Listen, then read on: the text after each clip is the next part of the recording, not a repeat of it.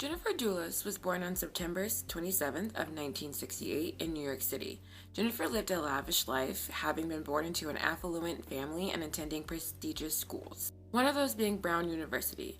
Jennifer would graduate from Brown University with a degree in economics. After earning her degree, Jennifer would start a career as a writer and editor for several publications to which she would become successful at. At some point, Jennifer would meet Fotis Dulos, a wealthy real estate developer. Then, in 2004, the couple would get married, settle into Connecticut, and Jennifer and Fotis would go on to have 5 children together. From the outside looking in, everything between the couple seemed picture perfect, but you can't judge a book by its cover. In 2017, Jennifer and Fotis would file for divorce. During their divorce, allegations about the couple's marriage would come to light. Jennifer, being concerned with her ex-husband's behavior, filed for full custody of the children.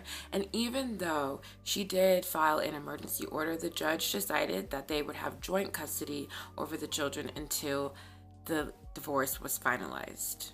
In early of 2018, Jennifer would file for emergency order of custody once again, and the judge would this time grant her custody after finding out that Fotis had broken several conditions of the visitation rights that they had with the children. As a result, both parents continued to share legal joint custody of the children, but Jennifer had been granted sole physical custody of their children. Fotis was granted supervised visits and monitored phone calls. Their divorce was described as bitter, and they were in the middle of a very, very fierce battle over the custody of their children. Jennifer would move out of the marital home with her children and move into another property. On May 24th of 2019, the day would start off like any other day. Jennifer would wake up, get her children ready for school, and she would drop them off at school. But that would be the last time anybody would see Jennifer Dulos alive. Once she was reported missing, the investigation for her whereabouts began. Investigators who worked on the case would discover the nasty details regarding the deteriorating relationship between Jennifer and Fotis. Investigators would uncover in the divorce filings that Jennifer had described Fotis as dangerous and describes his irrational, unsafe, bullying, threatening, and controlling behavior. Jennifer describes how she was fearful of Fotis, saying, "I am afraid of my husband. I know that filing for divorce and filing this motion will enrage him. I know that he will retaliate by trying to harm me in some way. He has an attitude that he must always win at all costs. I am afraid for my safety and the physical safety and emotional well-being of our minor children." Jennifer would go on to state that Fotis had threatened to kidnap the children and take them to Greece, and that he was also having an affair with a woman named Michelle Troconis, who had worked with him and his company. She states in the divorce filings that she knows that Fotis wants to move Michelle and her daughter into the home that they both previously had shared, and that he had recently bought a gun. At the time of Jennifer's disappearance, Michelle was in fact in a relationship with Fotis and living with her daughter with him inside the home that he once shared with Jennifer. Police state that DNA was found on some blood that was in Jennifer's sink at her home that contained Fotis' DNA. Michelle and Fotis were both arrested and charged with tampering with physical evidence and hindering a prosecution. They both pled not guilty and were released on bond days later. Investigators believe that these are the events that happened the day of Jennifer's disappearance. Fotis drove an employee's truck to New Canaan, the city where Jennifer's new home was located, then rode a bike to Jennifer's home. After Jennifer returned home from dropping off their children, Fotis would attack Jennifer inside the garage by restraining her with zip ties, killing her before placing her back into her car and driving away to dispose of her body. Investigators do not know what happened after he drove away from the garage, but Jennifer's SUV would be discovered empty 3 miles from Jennifer's home at a park. Investigators would search endlessly and tirelessly for Jennifer's body, including Fotis' home, but her body had never been discovered. It would soon be pronounced that Jennifer could be assumed to be dead due to the sheer amount of bloodshed that was in the garage. There's just no way the police believed that she could have survived that. They also say from their findings in the garage that it does look like there was an attempt to clean up the crime scene. Fotis was caught on surveillance cameras driving around to multiple dumpsters, stopping at each one to get out to throw out bags while Michelle sat in the passenger seat the night of Jennifer's disappearance. After getting Fotis' phone by simply asking him, and he did hand over the phone and give his password to police, they used the location data on his phone and the surveillance photos to find the location of these disposal sites, and then they would go to the sites and they would look into the trash bags. Police would discover clothes and zip ties along with other items that contained a mixture of Jennifer's, Fotis' and Michelle's DNA. Fotis' lawyer suggested an alternative version to what happened to Jennifer.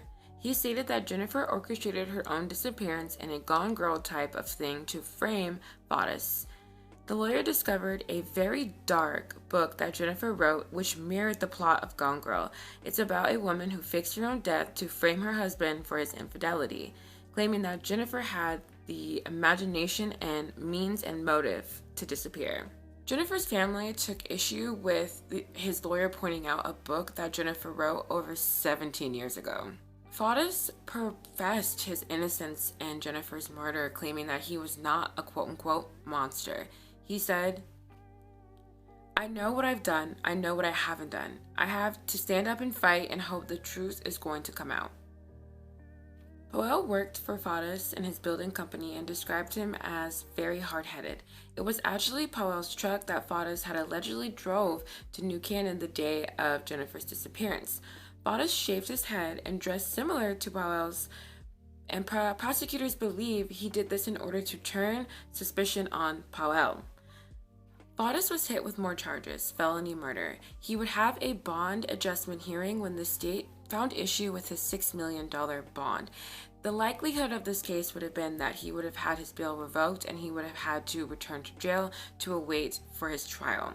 When he had failed to show up for said hearing, this provoked the police to go out and find him, where they would find him unresponsive in his house after his attempt to unalive himself.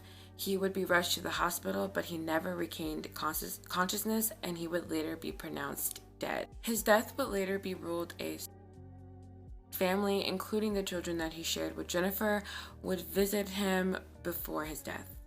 Fotis left a handwritten unalive note saying, "I refuse to spend even an hour more in jail for something I had nothing to do with," and due to his death, his case would be dropped. Michelle would become the main suspect after the death of Fotis. Michelle's lawyer, immediately after Fotis' death, requested that Michelle have a Spanish translator in the court.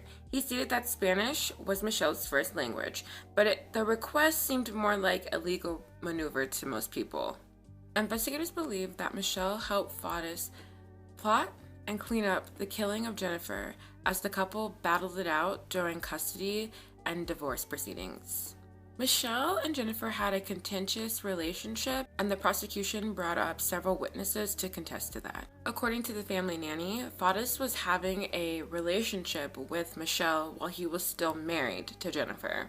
Powell, the employee, testified that Michelle and Fotis were upset with Jennifer at the time of her murder because Jennifer did not allow her children to visit the family dog who was terminally ill.